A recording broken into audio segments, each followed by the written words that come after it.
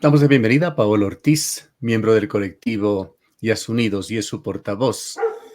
Expone el punto de vista en diferentes foros, lo ha hecho el día de hoy en la ciudad de Cuenca en el marco de un debate al cual han asistido el gerente general de Petroecuador, empresa pública, así como la jefe corporativa de responsabilidad social y relaciones comunitarias de este mismo organismo. 10 años se tuvo que esperar para que esta consulta popular pueda realizarse. Hay varios actores, unos oficialmente reconocidos por el CNE, otros no, pero lo cierto es que ha habido una amplia actividad informativa desde estos actores, cada uno esgrimiendo su punto de vista sobre el tema. Quisiéramos conocer cómo van las cosas, cómo se perfila este que será un momento histórico en materia de medio ambiente y ecología en Ecuador. Buenos días, Gustavo, y buenos días a la audiencia de Antena 1.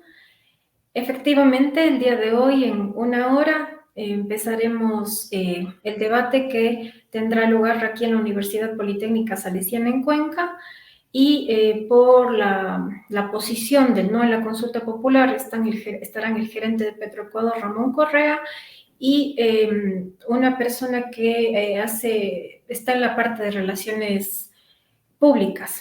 Y por la vocería por el sí, la posición del sí en la consulta, estaremos Clever Calle y yo. Y ya hemos visto cómo se ha venido desarrollando cada presentación, tanto de Ramón Correa como de algunos otros voceros por el no, incluyendo a David Almeida o al mismo ministro Santos Alvite. Y nosotros estamos, la verdad, muy tranquilas y tranquilos porque son datos fácilmente deleznables, porque no se corresponden con lo que la misma empresa, el mismo gerente presentó a la Corte Constitucional. En otros casos no se corresponden con lo que el Banco Central registra como la producción del campo ITT, del bloque ITT, mejor dicho, para el primer semestre de este año.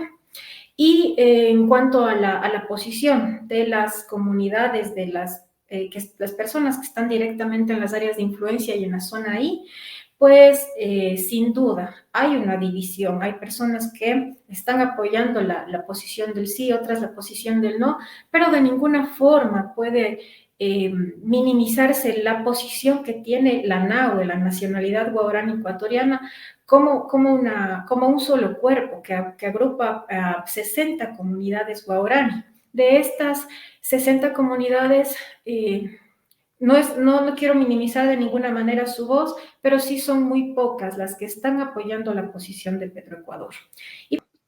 En estas dos corrientes se evidencia que el gobierno afirma que dejar de explotar el bloque representará pérdidas millonarias para el Estado, que pondrá en dificultades financieramente al gobierno de Ecuador. Mientras quienes pregonan el voto por el sí, entre ellos Yas Unidos, grupos ecologistas, también diversas etnias del Oriente, sostienen que las reservas de la zona se agotarán en pocos años, pero la biodiversidad y los pueblos afectados nunca volverían a recuperarse de continuar la intervención petrolera, más con los afanes que se tiene de incrementar el extractivismo. Quisiera preguntarle concretamente, ¿cuáles ve usted como las principales falacias que se pregonan desde el lado oficial? Una de las principales es que no hay impacto ambiental. Esto es falso, es una mentira.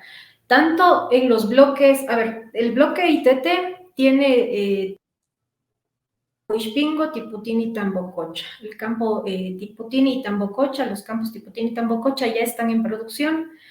Y han sido realmente una decepción para el mundo petrolero. Ellos esperaban tener una producción mucho mayor a la que están teniendo este momento. Recordemos que en 2016, cuando empezó la explotación de este bloque, se decía que para este año, 2023, la producción sería de más de 220,000 barriles diarios. Y lo que tenemos en este momento solamente, claro, con Ispingo, Norte, que son dos plataformas, y con Tiputini y Tambococha son 55,000 barriles diarios para el año anterior 2022, y para este año, según el registro que se tiene en el Banco Central, es de 47,000 barriles en lo que va de 2023. Y esto, lógicamente, ha sido una decepción para el mundo petrolero, además de la alta densidad del crudo en esa zona. Recordemos, solo hace unas pocas semanas el ministro Santos Albite se refería al crudo que habían encontrado en Ispingo Norte, es decir, en 2 de las 10 plataformas, como una brea. Y aquí hay que también poner en la audiencia unos datos importantes. En el Yasuní, la zona sur del Yasuní está dentro de la zona intangible Tagarita-Armenane y su zona de amortiguamiento. Es decir, aquí no puede haber ningún tipo de actividad extractiva o similares. Pero en la parte norte del Parque Nacional Yasuní ya hay explotación petrolera desde hace muchos años. En el caso del bloque 16, que está dentro del Parque Nacional, hay explotación petrolera desde hace algunas décadas. Lo que estamos peleando con esta consulta popular es única y exclusivamente que no se amplíe la frontera petrolera aún más internamente en lo que nos queda de los bosques maduros de la selva más biodiversa del planeta. Y estamos hablando de que no se hagan las plataformas, las 8 plataformas que faltan de hacer para el campo Ispingo. Y esto implica que de ganar el sí, vamos a evitar que se instalen 8 plataformas con la apertura de vías, de la instalación de infraestructura y de campamentos que esto implica en la selva más biodiversa del mundo.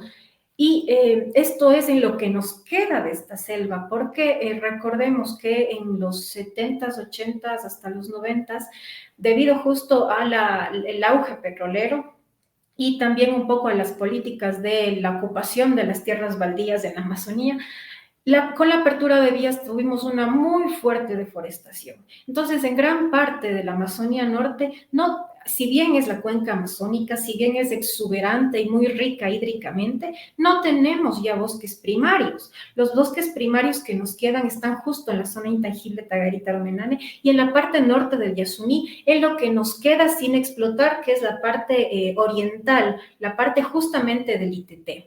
Y en esta zona el impacto ambiental no puede desaparecerse porque alguien hace un informe en una oficina de Quito para que la Corte Constitucional tenga tal vez una inclinación a favorecer estos intereses petroleros, sino que en la realidad y documentadamente tenemos estudios de la disminución, de la fuerte disminución de algunas especies de primates en todo el área del Yasuní.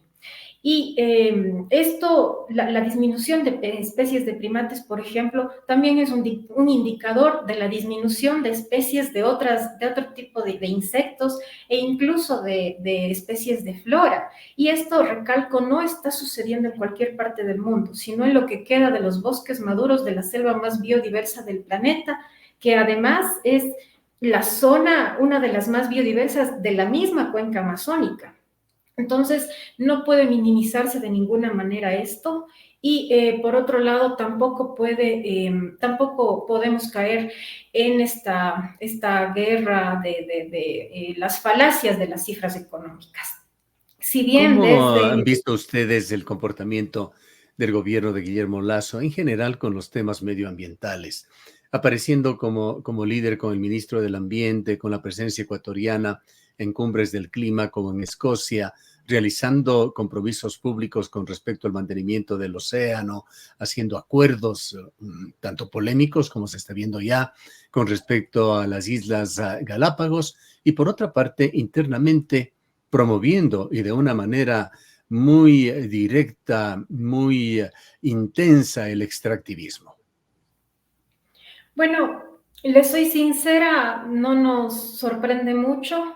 Por supuesto que tiene que cuestionarse, que denunciarse, y lo estamos haciendo de múltiples formas, aunque lamentablemente nuestras denuncias no tengan el eco que quisiéramos a nivel nacional. Pero recalco, no nos sorprende mucho porque se ve desde su lado, se ha visto a la naturaleza como un simple espacio que reventar para continuar, para mantener las formas de enriquecimiento que eternamente hemos tenido en el país, sobre todo desde los 70 del boom petrolero. Entonces, claro, Lasso y su equipo, el exministro de Ambiente, que ahora es el canciller, llegan a una de estas cumbres y de cierta manera se burlan tanto de las y los ecuatorianos que damos seguimiento y vemos lo que pasa en todos los conflictos socioambientales en el país, como de la gente que tiene la esperanza a nivel internacional de dirigir fondos para conservación hacia el país. Y justo es por esa imagen que da Lazo que no llegan esos fondos para conservación. Por ejemplo, en el caso de Pastaza, un ejemplo muy local, en lo que va de la gestión del prefecto André Granda, que se ha mostrado muy decidido a impulsar el sí en la consulta popular, se ha recibido más dinero por fondos para conservación que por la misma ley de la circunscripción territorial amazónica, que dicho sea de paso es una suerte de chantaje para los gobiernos autónomos descentralizados de la Amazonía. Yo lo he visto de primera plana y en este contexto lo que ha hecho el gobierno central es mantener ese funcionamiento de chantaje a los GATS amazónicos y tratar de sostener una imagen internacional para decir que no está devastando la Amazonía, mientras lo que hace principalmente es tratar de atraer fondos para la explotación de recursos minerales y también petroleros. Y aquí hay que poner énfasis en que esto es evidente en lo que sucedió la semana pasada, por ejemplo. El Ministerio de Ambiente le dio el permiso a la empresa megaminera EXA, que opera el proyecto Mirador, para duplicar su producción. Y al menos presentaron un estudio de impacto ambiental de eso. Al menos se tiene un respaldo un respaldo técnico para haber podido avalar desde el ministerio esta acción. Entonces, ese es el financiamiento que ha traído el gobierno de Lasso, y por más que nos diga que va a proteger las Galápagos y que está haciendo esfuerzos por impulsar otras formas de producción para que no avance la frontera agrícola y ganadera, pues en la realidad, justo como el presupuesto que tienen que destinar la obra pública, justo como eso no existe, no es real. Hay certezas en el sentido de que la memoria individual es muy volátil, pero también la memoria colectiva, más allá de ciertos datos históricos que se van plasmando de una o de otra manera. Bien vale recordar cuál es la historia de Yasuní. ¿Qué sucedió hace 10 años con esa iniciativa que se vio frustrada también desde el oficialismo de llevar el tema a una consulta popular? Sí, esta es una pregunta muy importante porque, primero, me permite aclararle a la audiencia que esta consulta no nació hace un mes ni hace un año, nació hace 10 años y nos fue arrebatada por múltiples formas de fraude dentro del Consejo Nacional Electoral y también engaños en los gobiernos de turno, es decir, de Moreno, de ese momento de Correa, y luego de Moreno y ahora de Lasso. En 2013, Rafael Correa dio por terminada la iniciativa Yasuní ITT, que planteaba que los gobiernos y otras organizaciones, otros organismos a nivel mundial, le den al país, al Ecuador, al gobierno ecuatoriano, una cifra de más o menos 3.500 millones de dólares para no explotar este bloque en la Amazonía Norte. Y aquí hay que ser enfáticos, se habla única y exclusivamente del bloque ITT, no del resto de los bloques del Yasuní, ni mucho menos del resto de los bloques de la Amazonía. Pero no se logró recaudar esa cifra y nosotros somos muy claros y muy enfáticos en decir que la razón es que el gobierno ecuatoriano de ese momento, Rafael Correa, jugaba a explotar el Yasuní siempre y cuando no explotar el Yasuní siempre y cuando me den estos 3.500 millones de dólares, pero a la vez ya mantenía conversaciones y negociaciones que habían incluso llegado a instalar ya infraestructura dentro del Yasuní mientras se mantenía la iniciativa. Entonces, no hubo una posición honesta, se jugaba a dos puntas, como se dice en el argot del póker. Así es. Entonces, a nivel internacional, lógicamente, quienes se veían muy afines a la iniciativa y ya habían decidido donar dinero a la iniciativa, lo que vieron fue un engaño desde el gobierno ecuatoriano de ese momento. Incluso uno de los geógrafos que visitó Ecuador en 2000, no recuerdo bien el año, el geógrafo italiano de Marchi, vio que había infraestructura petrolera ya dentro de Tiputini y Tambococha, cuando aún estaba en pie la iniciativa Yasuní-TT. Entonces, lógicamente, a nivel internacional, veían que Ecuador les estaba tomando el pelo. ¿Cómo es que nos dicen que no se va a explotar esta selva si ya están poniendo infraestructura para explotarla? Entonces, somos muy claros en decir que no se manejó bien la iniciativa, que además de muchos engaños, hubo poca seriedad para llevar adelante esa iniciativa y fracasó. Entonces, 10 años después que la Corte Constitucional ya aprueba ya da paso a la consulta. Pero no pasemos de ese capítulo en el cual Yasunidos y grupos particularmente de jóvenes ecuatorianos deciden recoger firmas para ir a la consulta popular y viene un oscuro papel desempeñado por Domingo Paredes y el Consejo Nacional Electoral. Sí, toda la razón.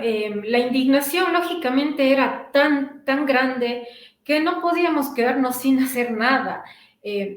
Solo aquí en Cuenca, uno de los compañeros que inició con hacer visible esta indignación fue con su carrito, con un parlante muy grande y se paró afuera de la gobernación a darle a todo volumen la condena que Rafael Correa hacía ese momento, cuando decía que daba por terminada la iniciativa Yasuní-TT y se va a explotar el ITT.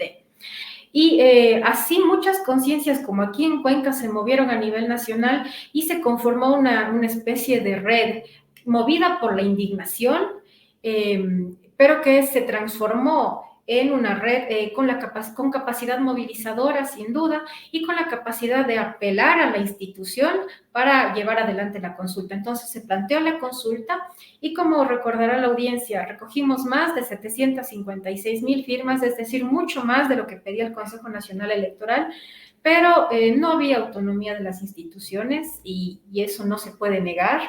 Y en esa falta de autonomía, en esa semidictadura, pues lo que sucedió es que el gobierno de turno dio la orden de que no se apruebe esa consulta y así tenía que proceder el Consejo Nacional Electoral, claro, en ese momento de Domingo Paredes, para evitar que no se apruebe la consulta. E incluso llegaron a anularse nuestras propias firmas.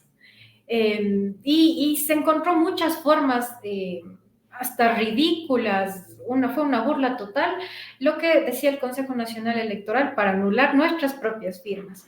Entonces, el gobierno ecuatoriano fue el que nos robó la consulta en ese momento. Y constantemente durante estos 10 años, incluyendo a los 3 gobiernos, tuvimos una burla que se sostuvo incluso después de la consulta popular de Moreno. Recordemos que con la consulta de 2018 se amplió en 50,000 hectáreas la zona intangible Tagarita-Romenane. Pero a la vez, de unas semanas después de eso, y de manera súper grosera, lo que hizo el gobierno de Moreno fue cambiar los permisos de operaciones para ciertas actividades en la zona. La consulta de Moreno resultó totalmente inocua. Trasladémonos a la época contemporánea, cuando la Corte Constitucional retome el tema. Y Gustavo, pero aquí sí me parece que hay que hacer una aclaración. Claro, la consulta de Moreno planteó la ampliación de la zona intangible, lo que era necesario, pero semanas después, no como resultado de la consulta, sino semanas después, como ya a puerta cerrada, lo que hizo Moreno fue emitir un decreto para que se cambien los permisos de actividades que se permitían en la zona de amortiguamiento. Y así lo que no se permitía en la zona de amortiguamiento de la zona intangible, luego ya se permitió, y por eso en este momento la proyección de la explotación del campo Ixpingo es de colocar 8 plataformas más dentro de la zona de amortiguamiento de la zona intangible, e incluso llegar a la zona intangible, y no puede ser que suceda esto sin que al menos demos la pelea, demos la lucha, y si gana el sí, lógicamente, estaremos parando la actividad, la operación de Tiputín y Tambococha, que han sido muy contaminantes, pero evitando que esas plataformas, 8 plataformas más, entren en la zona de amortiguamiento e incluso en la zona intangible. Lo cual desdice también de alguna manera algunos criterios que dicen que la consulta actual es extemporánea. De hecho, es extemporánea. Si 10 años hubiese tenido un efecto práctico mucho más grande, pero a más del gran mensaje simbólico que se tiene, hay uno práctico. El Yasuní aún se encuentra en riesgo de una explotación mucho más agresiva. Así es, Gustavo. Y aquí yo comprendo que mucha gente piense que, ok, hace 10 años yo hubiera votado sí porque tenía sentido la consulta. Ahora, 10 años después, ya está en explotación, yo no sé cómo votar.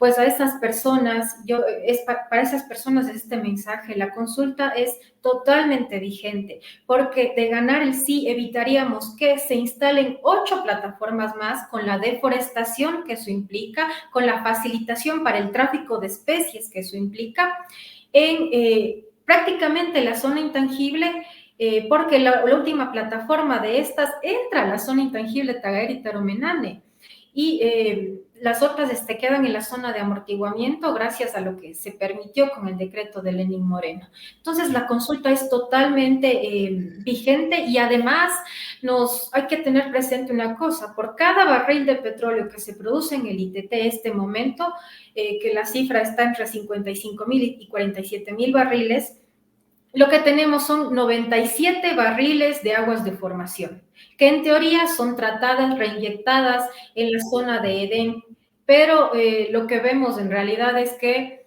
hay una dificultad para manejar esas líneas de alta presión. Este campo es muy nuevo, este bloque es muy nuevo, y constantemente tenemos derrames dentro de esta zona. Entonces, tenemos que impedir que esta apertura de vías, esta deforestación, esta facilitación para el tráfico de especies y los derrames que son un cuento de todos los días en el país penetren más en lo que queda de los bosques maduros de esta selva, la más biodiversa, incluso de la cuenca amazónica.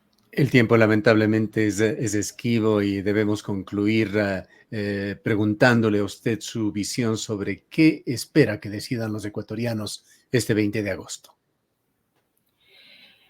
La verdad, yo tengo fe en que va a ganar el sí, y a las personas que me están escuchando, no puede ser que nosotros nos quedemos fuera de una decisión tan importante e histórica para el mundo y para el Ecuador.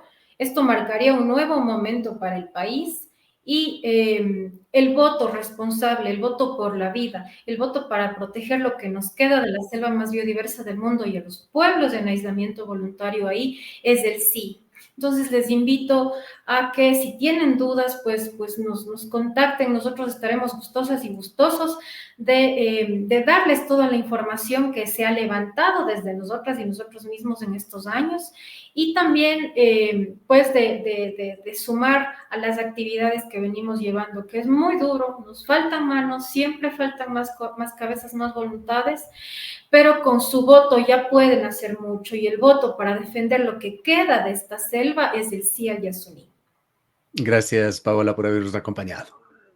Gracias, Gustavo. Declaraciones de Paola Ortiz, portavoz del colectivo Yasunidos.